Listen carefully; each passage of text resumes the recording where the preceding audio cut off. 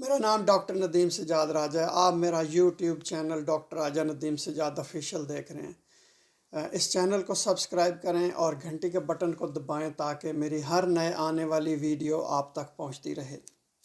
आज की इस वीडियो में मैं बात करूंगा मीनोपाज के बारे में। मीनोपाज को उर्दू में कहते हैं हैज़ का आना बंद हो जाना।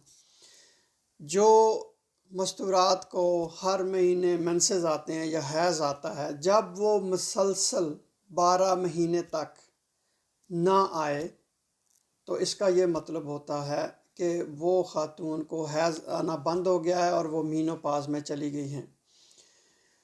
अमूमन ये 40 से 50 की दहाइयों में होता है, लेकिन कुछ औरतों को 1% औरतों को 40 साल से पहले भी हो जाता है। और कुछ ऐसी ख़वातीन जिनको बहुत लेट भी होता है, आप ये कहें कि 55 साल के बाद भी उनको जाके हैज़ आना बंद हो जाता है। ये एक कुदरती अमल है। इसमें औरत को गर्मी का एहसास होता है, उसके जिस्म में तब्दीलियाँ रूनुमा होती हैं हार्मोन्स की वजह से, जिसकी वजह से उनकी नींद भी मुतासर होती है। लेकिन डॉक्टर से रजू करके, हार्मोन थेरेपी करवा के या अपने जो रोज़मर्रा के मामूलात में तब्दीलियाँ ला के इस पर काबू भी पाया जा सकता है। आइए अब बात करते हैं कि इसमें अलामात क्या होती हैं। इसमें हैज़ मुकम्मल तौर पर बंद होने से पहले कई महीने, बल्कि आप ये कहें कि कई साल तक जो मस्तूरात होती हैं उनको बेशुमार किस्म की अलामात ज़ाहिर होती हैं। मसलन उनके जो माहवारी होती है उसमें बेकायदगी पैदा हो जाती है। कभी बहुत कम खून आता है, कभी बहुत ज़्यादा खून आना शुरू हो जाता है। उसके बाद जो उनकी वजाइना होती है उसको उर्दू में अंदाम निहानी कहते हैं। मैंने गूगल ट्रांसलेटर पर देखा है, तो उसमें खुश्की पैदा हो जाती है, गर्मी का एहसास होता है, कभी सर्दी लगना शुरू हो जाती है, रात को पसीने भी आते हैं, सोने में उनको दुश्वारी पेश आती है। इसके अलावा उनके कभी उदास हो जाती हैं, कभी बहुत खुश हो जाती हैं, कभी सुस्त हो जाती हैं, कभी बहुत चुस्त हो जाती हैं। उनका वज़न जो है वो बढ़ना शुरू हो जाता है, क्योंकि जो मेटाबॉलिज्म उनके जिस्म में होता है, यानी कि जो मेटाबॉलिक प्रोसेस होता है वो आहिस्ता हो जाता है। उसकी वजह से उनका वज़न बढ़ना शुरू हो जाता है। उनके बाल जो हैं वो पतले होना शुरू हो जाते हैं और गिरना शुरू हो जाते हैं। जिस्म की जो जिल्द है वो खुश्क हो जाती है और उनको ऐसे भी महसूस होता है कि जिस तरह उनका जिनसी अमल करने को जी नहीं चाह रहा। मुख्तलिफ़ मस्तूरात में मुख्तलिफ़ अलामात ज़ाहिर होती हैं। ज़रूरी नहीं कि हर एक ख़ातून में ये सारी अलामात जितनी मैंने बताई हैं ये सारी उसमें ज़ाहिर हों। अब बात करते हैं कि इसकी वजूहात क्या होती हैं। औरतों में जो दो हार्मोन होते हैं ओवरी पैदा करती है, एक को एस्ट्रोजन कहते हैं, एक को प्रोजेस्टेरोन कहते हैं। जब इन दोनों का काम ये होता है कि जो माहवारी वाला एक हर महीने जो खून आता है उसको उसको मॉनिटर करते हैं, उसको रेगुलर करते हैं। तो जब इनकी जो पैदाइश है, जो इनके बनने का अमल है, जब ओवरी स्लो कर देती हैं तो उसकी वजह से तब्दीलियाँ रूनुमा होती हैं और इसी वजह से जो ख़ातून है वो मीनोपाज में चली जाती हैं। उसके अलावा कुछ बीमारियों में या आप कहें कि ऑपरेशन में अगर जो ओवरी होती है उसको निकाल दिया जाए तो ज़ाहिर है उसकी वजह से भी एस्ट्रोजन और प्रोजेस्टेरोन की जो बनने का अमल है वो रुक जाता है। तो इसकी वजह से भी वो ख़ातून मीनोपाज में चली जाती हैं। उसके बाद कुछ लोगों को कैंसर होता है, वो कैंसर वाली दवाइयाँ ले रहे होते हैं या रेडियोथेरेपी करवा रहे होते हैं, इसकी वजह से भी मीनोपाज में चले जाते हैं। कुछ ख़वातीन में जो एस्ट्रोजन और प्रोजेस्टेरोन बनने का अमल है वो बहुत ज़्यादा स्लो हो जाता है اور ایسی خواتین 40 سال کی عمر تک پہنچنے سے پہلے بھی مینوپاز میں جا سکتی ہیں۔ اب آئیں بات کرتے ہیں کہ مینوپاز کی وجہ سے کیا کیا کمپلیکیشنز ہوتی ہیں۔ کچھ خواتین میں تو یہ 4-5 سال تک چلتا رہتا ہے، یہ علامات ساری چلتی رہتی ہیں، لیکن کچھ میں اس سے لمبا عرصہ تک ان کو ایسی علامات کا سامنا کرنا پڑتا ہے۔ جب خواتین میں ایسٹروجن جو اس کا لیول ہوتا ہے جب وہ گر جاتا ہے تو ان میں دل کی امراض بڑھنے کا بہت زیادہ خطرہ جو ہے وہ ہو جاتا ہے، اور اس کی وجہ سے بہت زیادہ اموات بھی ہوتی ہیں۔ تو آپ کو یہ چاہیے کہ آپ اپنے ڈاکٹر سے مشورہ کریں، آپ ان سے غذاؤں کے بارے میں پوچھیں، باقاعدگی سے ورزش کریں، اور جو اپنا وزن ہے اس کو اپنے قابو میں رکھیں تاکہ آپ کو دل کی بیماری کا سامنا نہ کرنا پڑے۔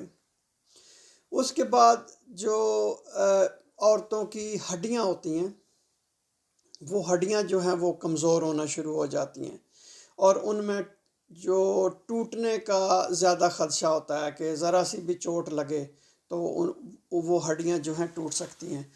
تو آپ خاص طور پہ جو رسٹ یعنی کہ آپ کی جو ہاتھ اور ہاتھ کا جوڑ ہوتا ہے وہ بڑا کمزور ہوتا ہے، ریڑھ کی ہڈی بھی کمزور ہوتی ہے، تو آپ کیلشیم اور اپنے ڈاکٹر سے مشورہ کر کے اور بھی غذاؤں کے بارے میں بھی پوچھیں، اور تاکہ آپ کی ہڈیاں جو ہیں وہ مضبوط رہیں۔ پھر مینوپاز کے بعد ایک اور بہت بڑا مسئلہ ہوتا ہے کہ جو پیشاب ہوتا ہے اس کو کنٹرول کرنا بہت مشکل ہو جاتا ہے۔ اس کی وجہ یہ ہوتی ہے کہ جو وجائنا ہوتی ہے اور یورتھرا جو پیشاب کی نالی ہوتی ہے، ان میں جو کنٹرول کرنا ان عورتوں کے لیے ان کے اوپر تھوڑا سا مشکل ہو جاتا ہے۔ تو اس میں یہ ہوتا ہے کہ جو مستور ہے یا خاتون ہے اس کو اچانک شدید خواہش ہوتی ہے کہ وہ فوراً جائے باتھ روم میں، کیونکہ اس کو جو پیشاب ہے وہ کنٹرول کرنا بہت مشکل ہو جاتا ہے۔ اور اس میں کئی دفعہ ایسے بھی ہوتا ہے کہ کھانسی کرنے سے بھی پیشاب جو ہے وہ خطا ہو جاتا ہے، یا کوئی وزن اٹھانے سے بھی پیشاب جو ہے خطا ہو جاتا ہے۔